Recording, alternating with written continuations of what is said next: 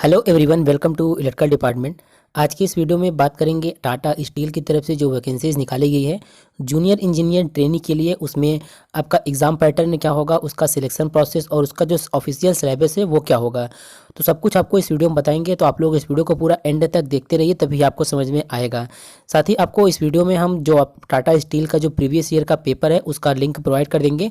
वहाँ से आप लोग डाउनलोड करके देख सकते हैं कि टाटा स्टील का जो एग्ज़ाम हुआ था प्रीवियस ईयर में उसमें किस टाइप के क्वेश्चन आए थे।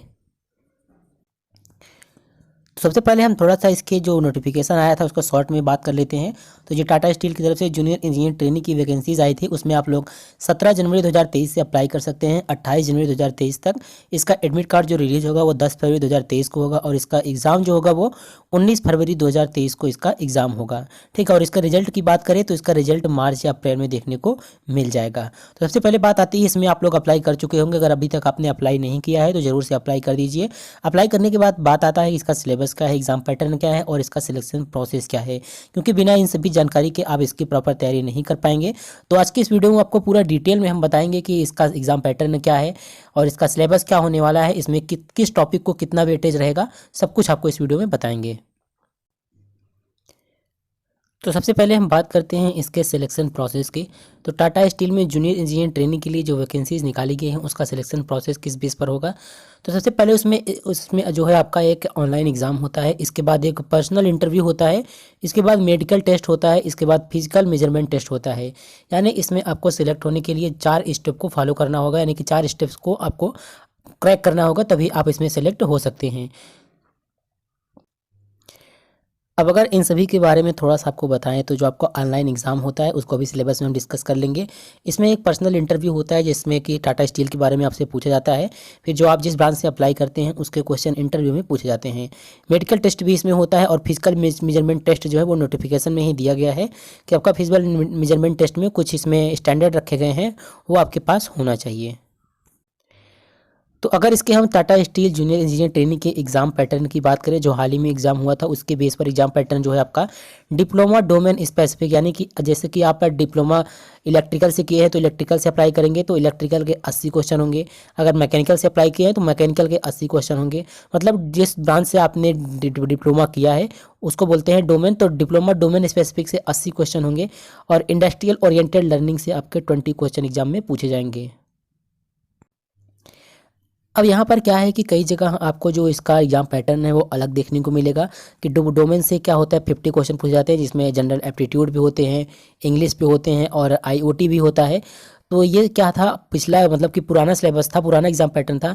लेकिन अभी जो हाल ही में एग्जाम हुआ है उसमें डिप्लोमा डोमेन स्पेसिफिक से 80 क्वेश्चन थे और इंडस्ट्रियल ओरिएंटेड लर्निंग से 20 क्वेश्चन थे। ठीक है, तो ये जो हाल ही में एग्जाम पैटर्न है हम आपको वो दिखा रहे हैं। अगर आप पिछला वाला देखना चाहते हैं तो उसको हम अपने टेलीग्राम पर भेज देंगे, वहाँ भी आप देख सकते हैं। बाकी ये कहीं पर भी मतलब कि निर्धारित नहीं है कि आपका जो एग्ज़ाम पैटर्न है ये ऐसा ही है, क्योंकि पिछले जो एग्ज़ाम्स हुए थे उसी के बेस पर इसका एग्ज़ाम पैटर्न बनाया गया है।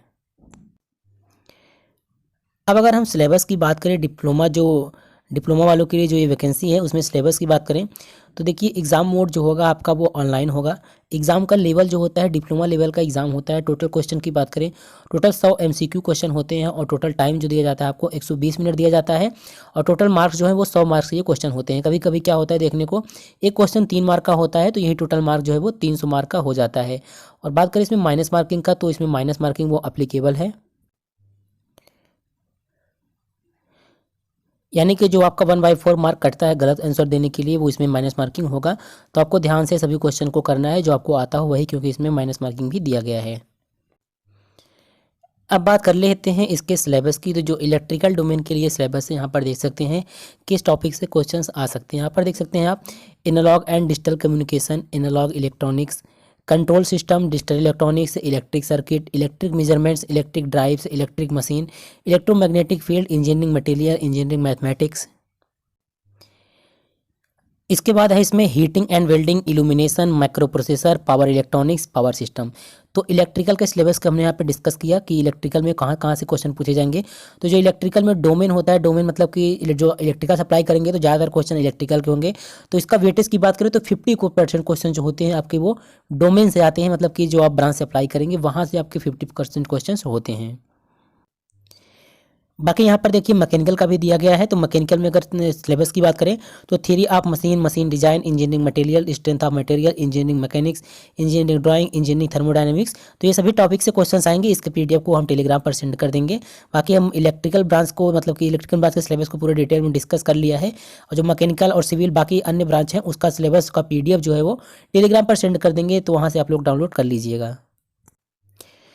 इसके बाद यहाँ पर देखिए जो हमने बताया कि इंडस्ट्रियल ओरिएंटेड लर्निंग से जो क्वेश्चंस आते हैं इसका वेटेज 20% होता है।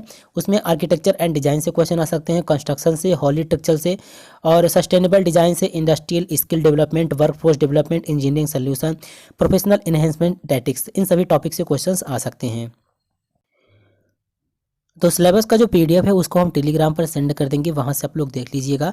अब एक बार हम प्रीवियस ईयर पेपर के क्वेश्चंस देख लेते हैं, इसके बाद आपको आइडिया हो जाएगा कि किस टॉपिक से कितने क्वेश्चन से पूछे जाते हैं।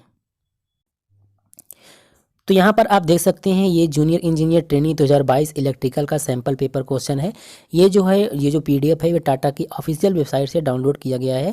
ठीक है, अब आपको टाटा की वेबसाइट पर देखने को नहीं मिलेगा, लेकिन काफ़ी समय पहले से यहाँ वहाँ पर अवेलेबल था, तो वहाँ से डाउनलोड किया हुआ मुझे मिला है। ठीक है, सबसे पहले यहाँ पर आप देख सकते हैं डोमेन से सब जो डोमेन है आपका इलेक्ट्रिकल, उसमें से किस प्रकार क्वेश्चन है। देखिए जैसे यहाँ पर पूछा गया है a hole in a semiconductor is defined as, तो इस टाइप से क्वेश्चन, बेसिक क्वेश्चन पूछे जाते हैं।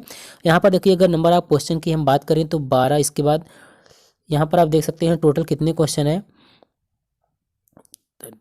यहाँ पर देख सकते हैं 42 क्वेश्चन जो है आपको डोमेन से हैं। इसके बाद यहाँ पर देखिए आईओटी, जो आपका टॉपिक हमने बताया, आईओटी से, इंडस्ट्रियल ओरिएंटेड लर्निंग से 20% का वेटेज होता है, तो यहाँ पर से बाकी क्वेश्चन उससे पूछे गए हैं। तो इसको टेलीग्राम पर हम भेज देंगे, वहाँ से आप लोग देख के बिल्कुल टाइप अनुमान लगा लीजिएगा कि किस टाइप के क्वेश्चन एग्जाम में पूछे जाते हैं। अब बात करें इसकी तैयारी कैसे करेंगे, तो इसकी तैयारी के लिए कोई कोर्स वगैरह नहीं है। अगर आपके पास है कोई कोर्स अगर की जानकारी में, तो आप ज्वाइन कर सकते हैं, लेकिन आप कोर्स को तभी ज्वाइन करें जब आप कुछ नहीं पढ़े हैं। लेकिन अगर आप काफ़ी समय से, जैसे कि एसएससी जेई हो गया, यूपीपीसीएल जेई, कोई भी गवर्नमेंट जो वन डे एग्जाम है टेक्निकल से रिलेटेड, उसकी तैयारी कर रहे हैं, तो आप उसके प्रीवियस ईयर के क्वेश्चन को, पेपर को सॉल्व करें। इस क्वेश्चन को सॉल्व करेंगे उतना इनफ होगा इस एग्जाम को क्रैक करने के लिए।